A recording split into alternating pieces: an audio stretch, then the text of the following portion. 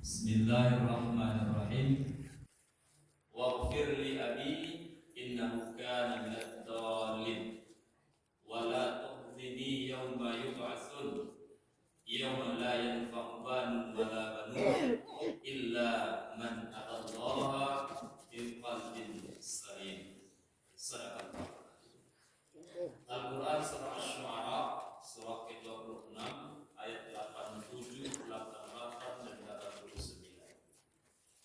Bapak-bapak, ibu-ibu, jemaah subuh dalam nama Allah yang dimuliakan, kita kembali bersyukur kepada Allah. Alhamdulillah, pada pagi hari ini kita kembali diberi kemudahan oleh Allah untuk dapat melaksanakan ibadah salat fardu subuh di awal waktu secara berjamaah dan di masjid.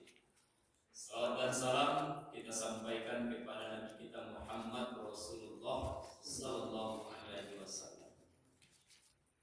Bapak Ibu Allah, di dalam ayat yang tadi kita bacakan ini adalah doa dari Nabi Allah Ibrahim alaihissalam, permohonan seorang anak untuk supaya ayahnya diberikan ampunan oleh Allah.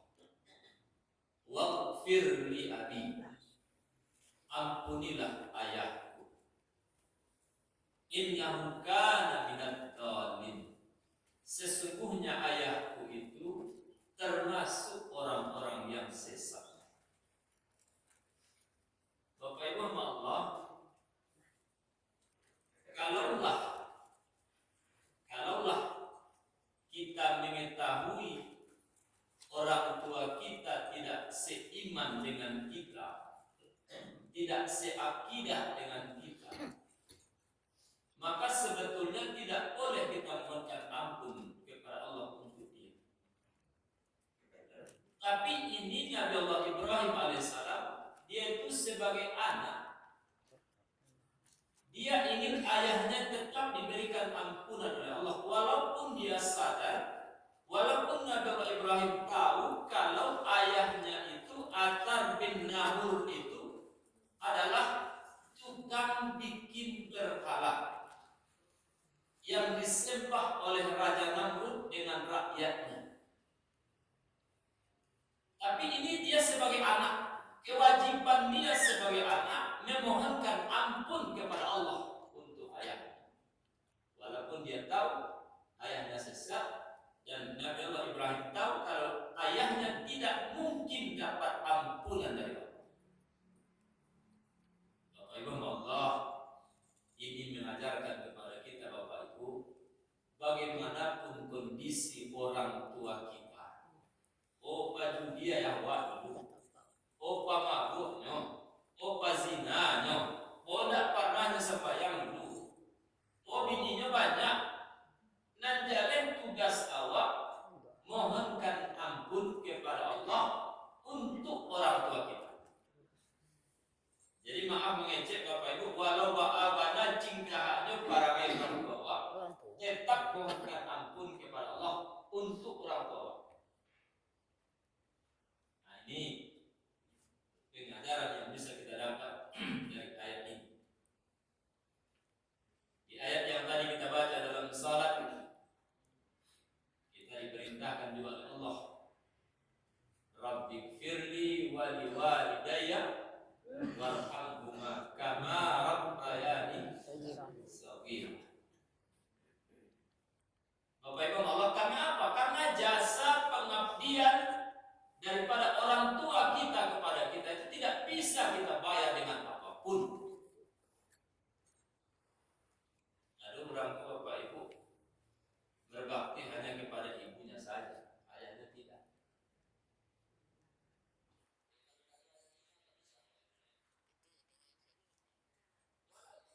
Secara katakanlah ekonomi, pendidikan, tidak ada bertanggung jawab orang tua ayah kita, ibu kita kepada kita.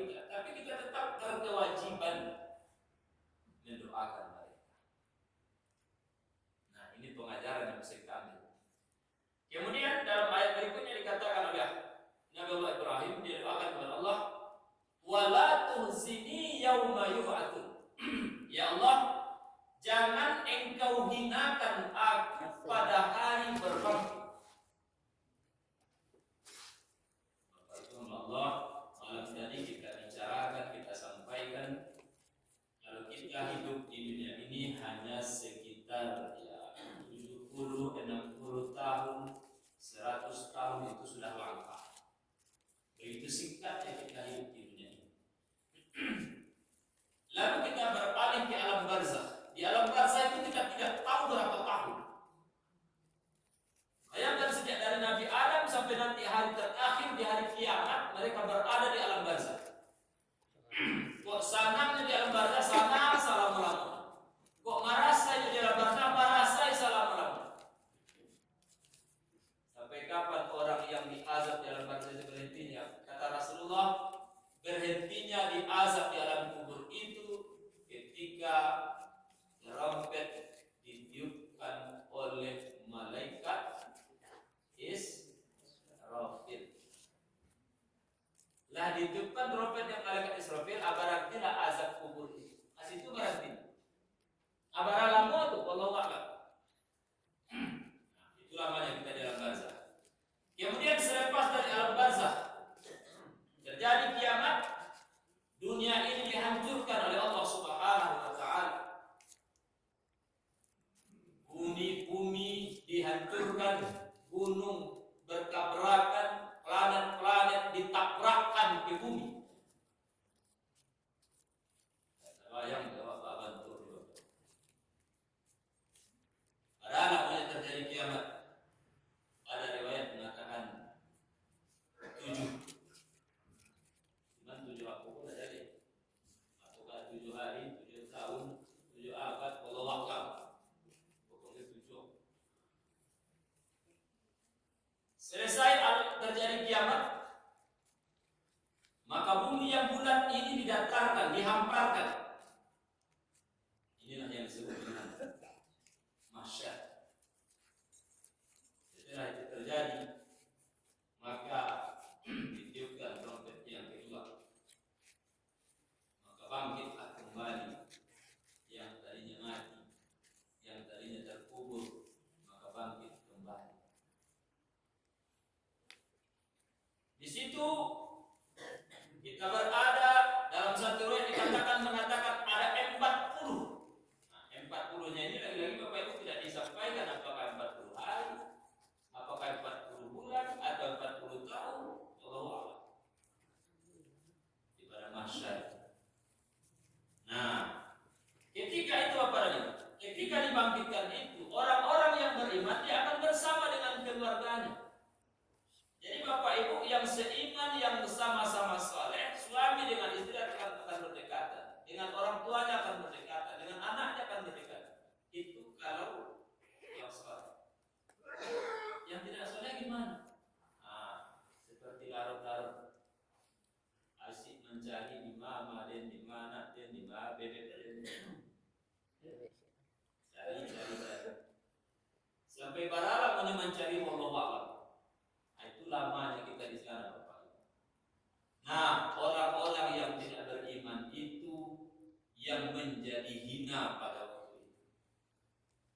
Mereka tidak mendapatkan kemuliaan sedikit pun, dan ini yang ingin dihindari oleh Nabi Allah Ibrahim. Seorang nabi yang bergelar dengan Khalilullah, yang sangat dikasihi oleh Allah, masih meminta, masih memohon kepada Allah, ya Allah, jangan engkau hinakan aku di hari berbangkit. Nah, awak tidak ada meminta itu kepada Allah. Awak seakan-akan merasa aman berdoa. Padahal Bapak Ibu Allah harusnya ini sering kita minta kepada Allah. Bagaimana orang yang dihinakan itu ditampakkan aib-aibnya kepada orang lain, ditampakkan dosa-dosanya kepada manusia yang lain, itu namanya dihinakan.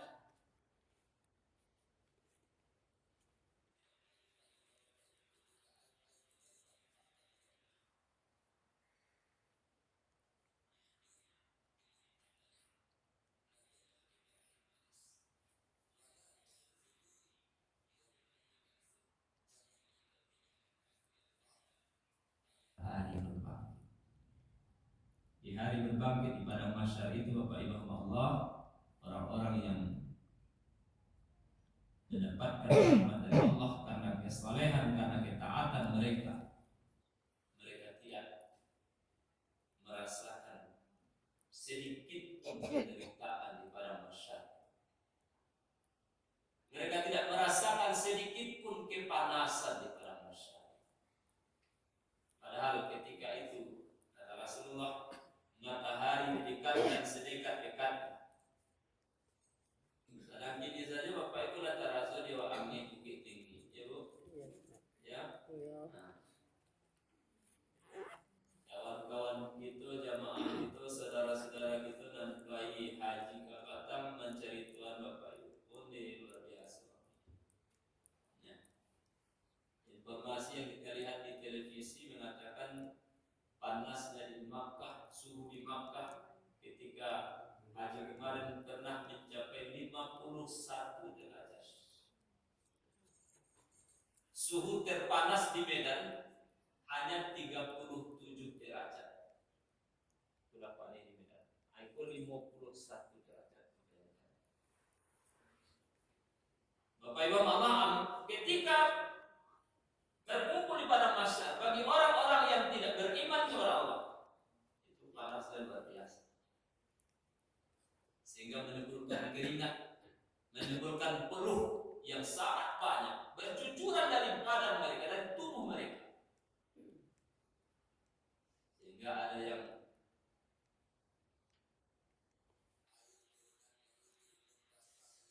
mata kakinya, ada yang sampai lututnya, ada yang sampai pinggangnya, ada yang bahkan terbenam oleh air keringat.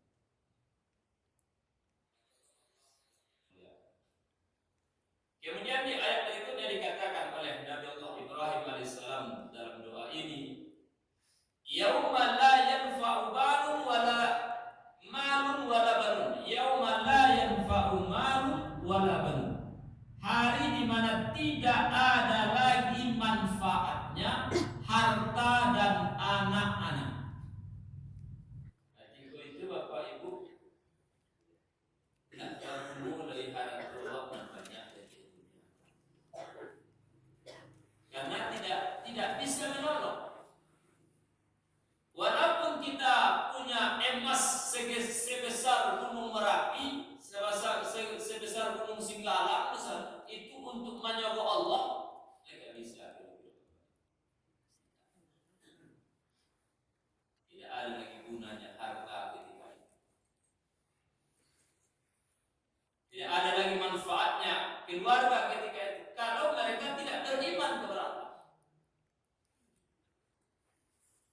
Jadi hari berbangkit itu adalah hari yang memang sangat-sangat mengerikan, terutama bagi yang tidak memiliki amal saleh. Bapak Ibu, kita sering sampaikan ketika akan mendekati hari perbangkitan, hari perhitungan itu Bapak Ibu, maka dek saking indah tahannya, dek saking indah nyamannya di pada masa itu, maka manusia di saat itu ingin segera diadili, ingin segera dihisab, dihitung amal-amalnya supaya mereka bebas dari alam mahsyar itu. Maka mereka mendatangi Nabi Adam alaihissalam, karena itu orang tua kita semua, minta supaya mereka segera diadili, manusia segera dihisab amal-amal. Apa kata Nabi Adam alaihissalam? 5 peminta. Coba kalian datang kepada Nabi Nuh alaihissalam, dia itu kan rasul yang pertama. Coba minta kepada Nabi Nuh supaya dia memohon kepada Allah agar diadakan segera hari perhitungan. Maka orang yang banyak tadi datang kepada Nabi Nuh alaihissalam. Lalu apa kata Nabi Nuh alaihissalam? Jangan ganggu lagi. Baik kalian kepada Nabi Ibrahim alaihissalam. Dia itu kan Khalilullah. Nah, lalu datang lagi Nabi Ibrahim alaihissalam memohon kepada Allah supaya segera diberikan hari perhitungan amal karena tidak tahan dengan panasnya pada masyarakat. Lalu Bapak Ibu Allah, apa kata Nabi Ibrahim alaihissalam? Saya tidak berani meminta itu kepada Allah. Pergilah kalian kepada Musa. Dia itu kan kalamullah. Dia pernah berbicara langsung dengan Allah Subhanahu wa Ta'ala. Apa ilmunya kepada Nabi Musa? Lagi-lagi jawabannya tidak bersedia. Pergilah kalian kepada Nabi Isa alaihissalam. Apa ilmu Nabi Isa? Lagi-lagi itu jawabannya. Akhirnya apa? Pergi kepada Nabi kita Muhammad sallallahu alaihi wasallam. Nabi itu Nabi yang sangat sayang dengan umatnya, tidak membiarkan umatnya dalam keadaan sedikit pun kesusahan. Dia langsung sujud kepada Allah Subhanahu wa Ta'ala. Bapak Ibu Allah yang dimuliakan. Kemudian di ayat berikutnya dikatakan oleh Allah, illa man atallaha biqalbin salim. Jadi tidak ada lagi manfaatnya harta, tidak ada lagi manfaatnya anak-anak, kecuali illa man atallah biqalbin salim, kecuali orang-orang yang datang kepada Allah dengan hati yang bersih. Hati yang bersih. Hatinya ada 3 macam Bapak Ibu. Ada namanya qalbun sahih, hati yang sehat atau qalbun salim. Ada yang kedua namanya qalbun marid, hati yang sakit. Dan ada yang ketiga namanya qalbun mayit, hati yang mati. Nah, kita tentu inginnya adalah di qalbin salim, hati yang selamat, hati yang sahih, hati yang sehat. Tapi ada kalanya kita berada pada posisi qalbun marid, hati yang sakit. Hati yang sakit tidak sama dengan sakit hati. Jadi bedakan itu Bapak Ibu. Hati yang sakit menurut persepsi agama itu adalah hati yang dalam kondisi iman lemah, dalam kondisi malas beribadah, dalam kondisi tidak semangat menjalankan ketaatan, dalam kondisi cenderung kepada kemaksiatan. Itu namanya hati yang sakit. Ibu ditimbanglah misalnya Bapak Ibu ya, mana banyak dosa hari ini jauh ibadah. Nah, kalau hatinya sakit, kalau orang yang qalbun marid itu dosanya dalam hari itu lebih banyak daripada amal-amalnya akhir-akhir. Tapi dia belum sampai kepada qalbun marid, harus sampai hatinya mati. Kalau hati sudah mati, ini yang lebih parah. Seperti yang Allah gambarkan dalam Al-Quran, khatamallahu ala qulubihim wa ala sam'ihim wa ala absarihim. Jadi orang yang hatinya mati itu, bagaimanapun diberikan petunjuk, diberikan peringatan, diberikan teguran, tidak masuk itu malantun. Kalau masuk telinga kanan, keluar telinga kiri, itu masuknya namun. Aku nak masuk di malantun. Ya, tidak sempat masuk kan? Itu nama khatam Allah.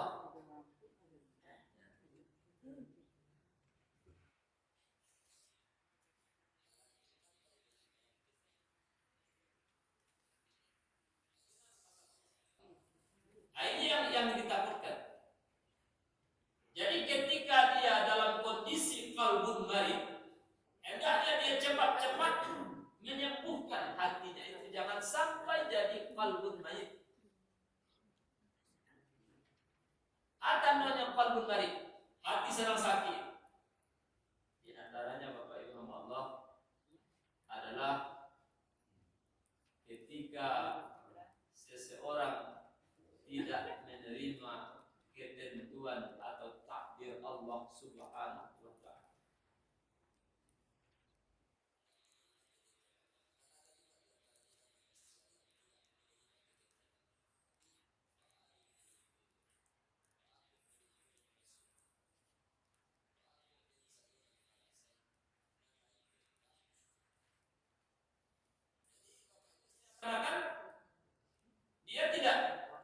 melihat orang lain. Dia tidak melihat orang lain, padahal orang lain itu pun mungkin diberikan juga ujian oleh Allah, diberikan juga teguran oleh Allah. Cuma kita tidak lihat. Awak nampak dia awak senang dosanya bapak ibu. Awak nampak dia saya ada senang, dia bahagia, ya begitu. Padahal bapak ibu, kita tidak tahu apa nikmat yang Allah ambil dari orang itu, kita kan tidak tahu. Jadi tidak usah kita iri, tidak usah kita tidak menerima takdir Allah Subhanahu wa taala. Karena itu bikin hati kita jadi sakit. Bagaimanapun kita menolak kehendak Allah, yang Allah inginkan terjadi itu yang terjadi. Sekarang boleh kini kau musim panen, jadi panen. Amin itu Allah memang ada gunanya. Tidak ada gunanya. Tidak ada gunanya. Walaupun kita mengeluh, walaupun kita mengaruh, yang ini tetap terjadi. Maka sikap yang terbaik adalah terima. Oh, saya dalam keadaan begini. Ya kalau kita tidak bisa berbuat apa-apa, ya sudah terima. Karena itu yang terbaik oleh Allah Subhanahu wa taala. Ini yang membuat hati sakit. Yang kedua, Bapak Ibu Allah, kenapa hati itu sakit dari qalbul marid? Ketika dia banyak maksiat. Jadi ketika maksiat itu terjadi, itu kan ibaratnya Bapak Ibu, hati kita itu bersih. Seperti gambaran kertas putih. Jadi kalau buat dosa ada binti hitam di karate putih tadi. Ketika nya istighfar, ketika nya bertobat, maka binti itu dihapus, bersih lagi. Tapi ketika dia tidak istighfar, dosanya dibuat lagi, maka binti hitam itu akan semakin banyak, semakin lebar, dan pada akhirnya bisa akan menutupi qalbunya itu. Kalau kita tutupi Bapak Ibu ada bisa. Cermin itu bisa dipakai ketika cermin itu rahasia. Nah, coba cermin itu banyak tanah, banyak debu, tidak bisa dipakai macam itu. Nah, inilah yang menyebabkan hati sakit. Banyak dosa, banyak maksiat. Kita lihat hari ini banyak orang bangga dengan dosa-dosa. Kalau Bapak Ibu tertangkap mencilut, malu tak Bapak Ibu? Malu tak kira-kira? Malu tak? Nah itu kalau orang galak-galak tertangkap korupsi. Ya. Kalau kita lihat Bapak Ibu, ini entah apa yang salah Allah, BUMN bangkrut. Ya. BUMN bangkrut.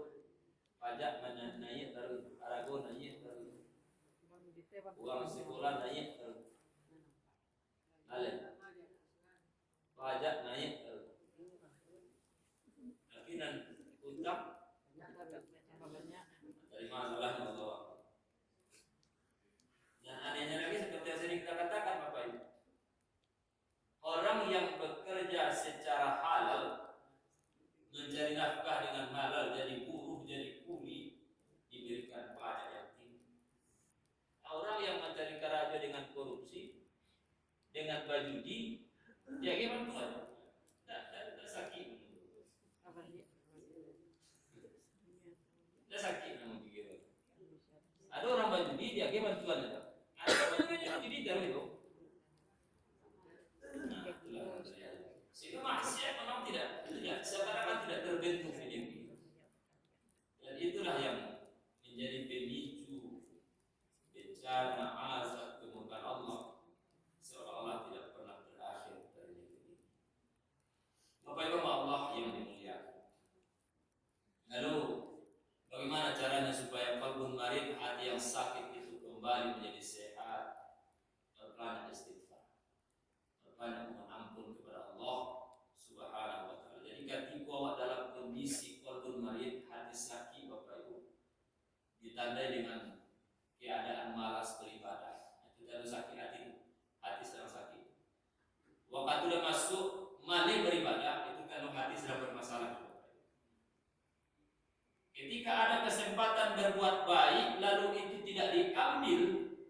tidak dimanfaatkan, maka itu ketika itu hati sedang bermasalah.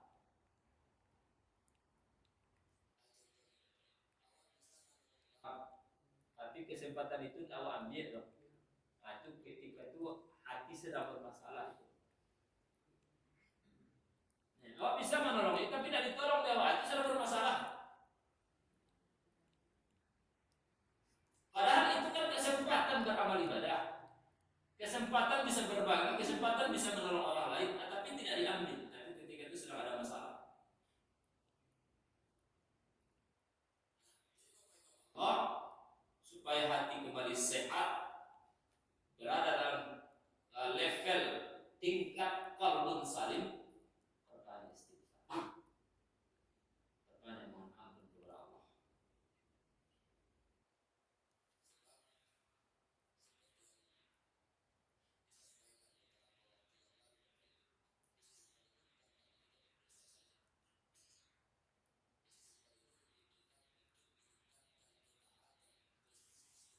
Tidak di sisi Allah. Jadi dengan makin banyak kita istighfar, makin tinggi insya Allah kedudukan kita di sisi Allah Subhanahu wa Ta'ala. Nabi kan tidak ada bikin dosa. Tapi apakah Nabi tidak istighfar? Ya. Maka lebih dahsyat istighfarnya daripada kita. Lebih banyak jumlahnya istighfarnya daripada kita. Dia tidak bikin dosa. Tidak ada Nabi menyinggung perasaan orang.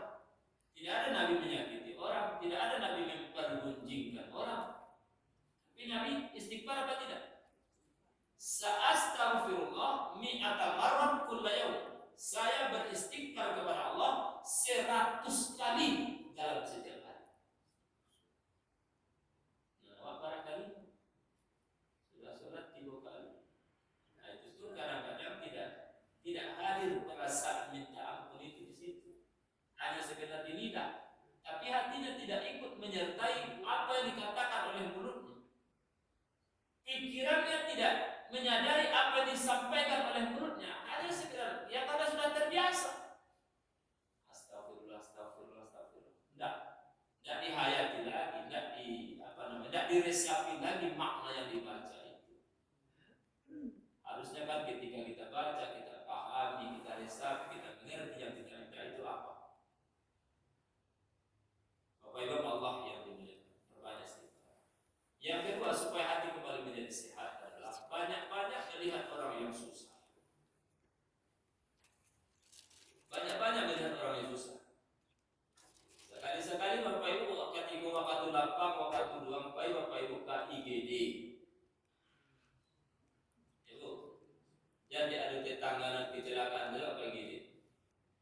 Baik Pak ketampi orang yang sedang stroke, yang sedang lumpuh, yang baru kecelakaan. Jadi ya, bukan menggalakkan ibu ya, tapi mengambil pelajaran, melembutkan hati, menyehatkan hati. Banyak-banyak melihat orang susah. Ini akan membuat hati menjadi sehat. Karena dengan melihat orang yang lebih seperti itu Bapak Ibu akan menimbulkan rasa kepedulian, rasa keinginan untuk berbagi. Kemudian akan muncul rasa betapa nikmat Allah itu luar biasa. Seseorang merasakan nikmat itu begitu penting ketika nikmat itu hilang.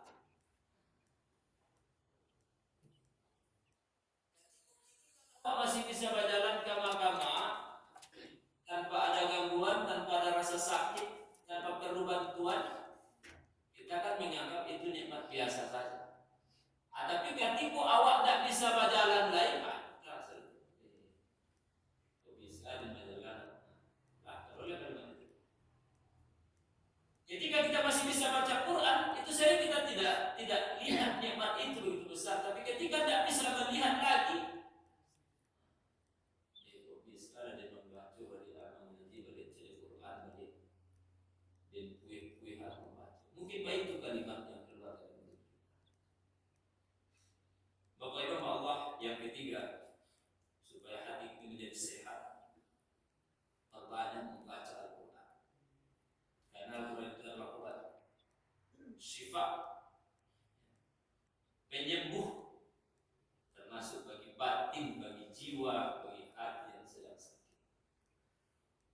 Jadi perbanyak baca Quran, mentadabburi Al-Quran, membaca Al-Quran, memahami isinya, memahami kandungannya, itu akan menjadikan hati kita menjadi sehat.